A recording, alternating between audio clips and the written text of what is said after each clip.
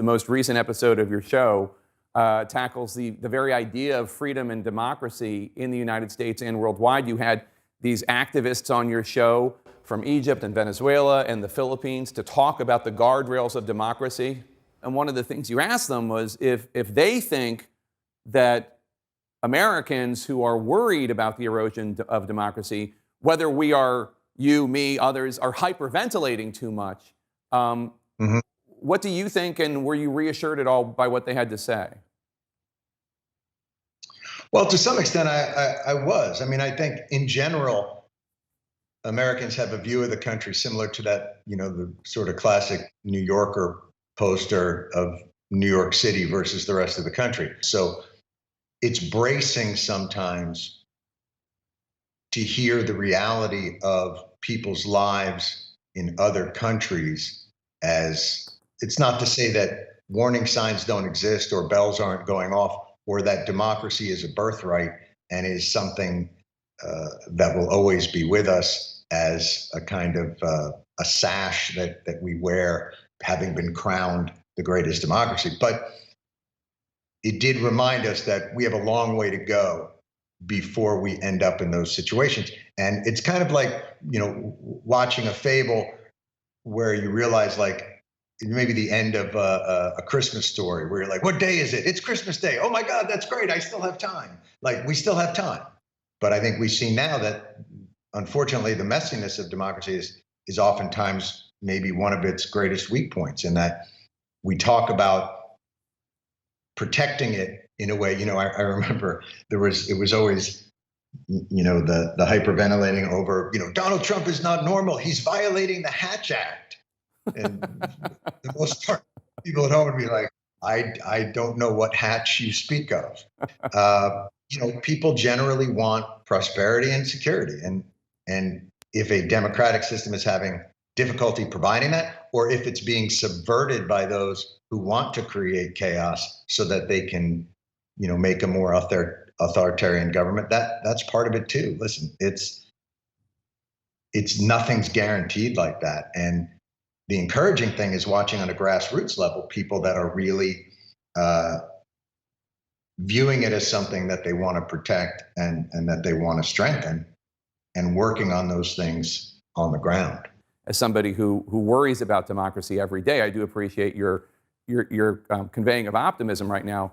But we have a majority of the Republican voters out there who think that falsely that the election was stolen, and who think it is an integral part of defining themselves as a Republican to say that Donald Trump had the election stolen from him. I mean, this is not only not going away, this misinformation, big lie,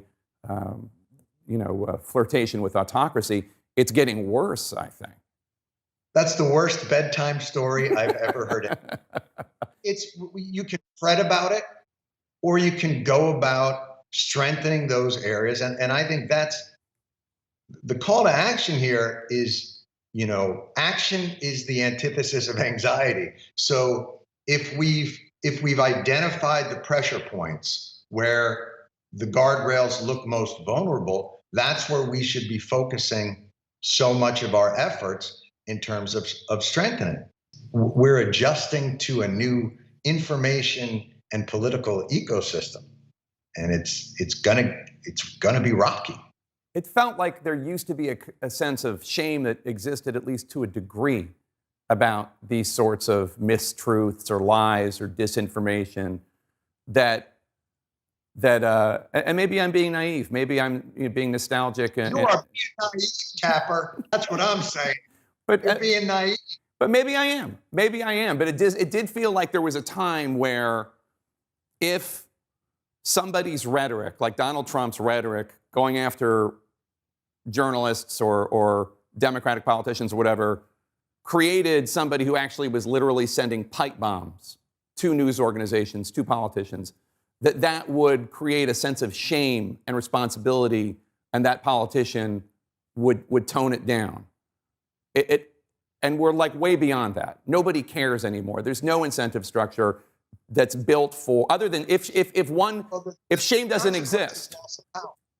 Yeah. But the consequence is loss of power. It's always been that way.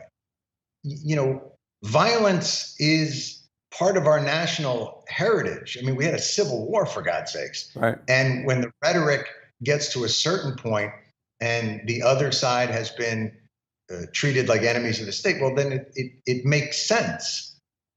My point is only that I don't think that dynamic is different.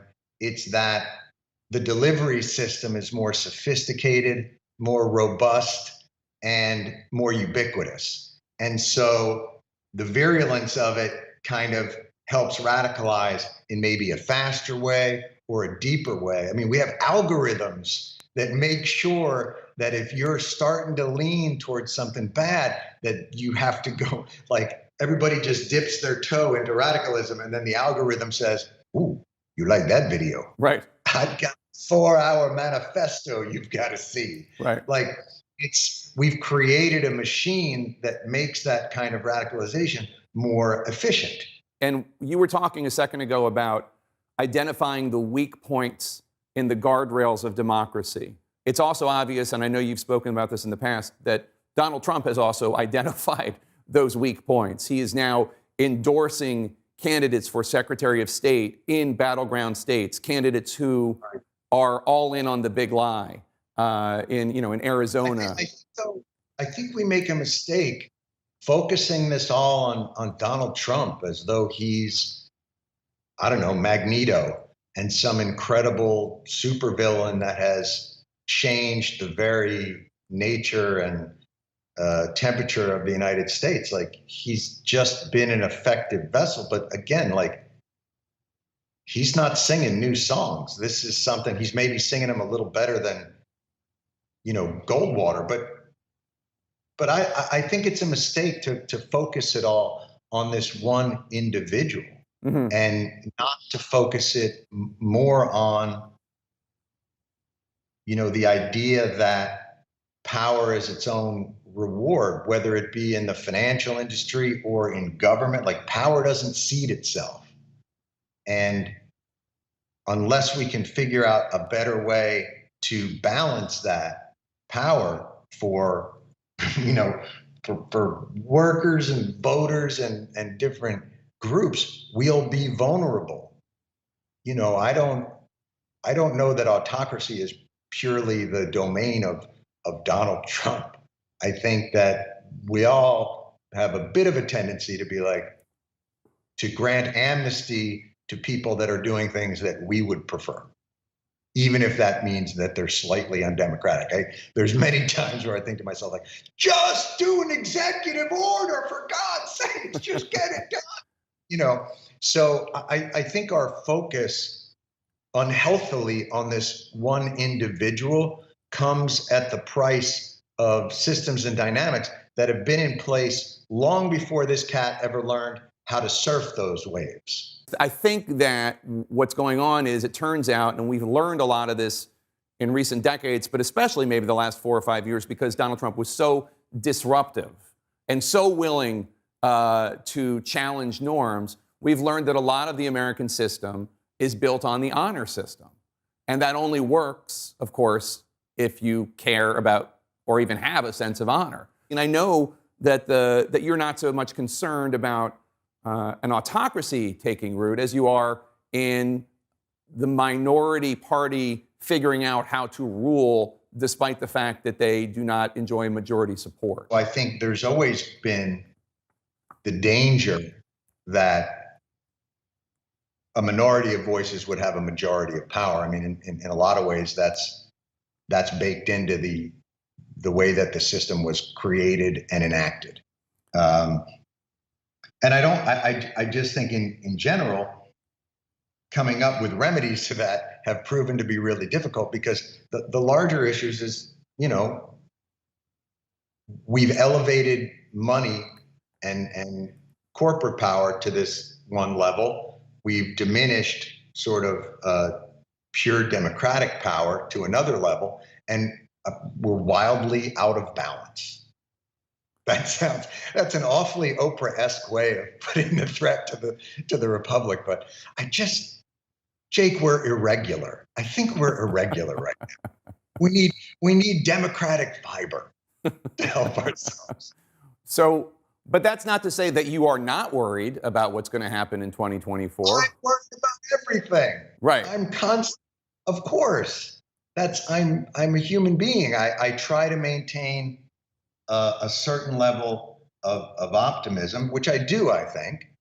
But yeah, when you can see a train coming at you this far away, yeah, you keep thinking, are we gonna put, are we putting a thing up, or we're just gonna let it, it's gonna come, just gonna hit, that's gonna be the end of it? But boy, power doesn't ever seat itself.